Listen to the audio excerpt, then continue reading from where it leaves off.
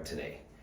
Now I install the grout with the grout float and I press it into all the grooves and I try to get out as much as I can off the tile, but you can see it's pretty much on there.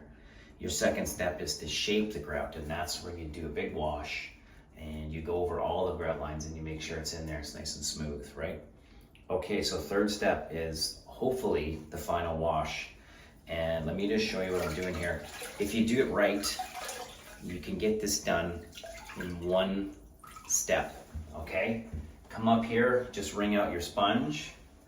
You're gonna come and you're gonna do a wash with half the sponge. Then you're gonna flip it and you're gonna go over the exact same spot, okay? About a foot. Sometimes you can get away with 2 feet in a row or in line, but I like to do just a foot. And just take your time, honestly. What'll happen is you'll start to get a little lazy at the end and you'll start doing longer swipes, and then you'll find when it dries, there's lots of streaks. I mean, still it could happen, but if you just take your time and just do 1 foot at a time.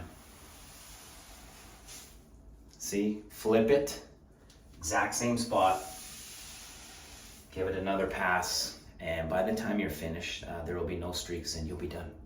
So, talk to you later.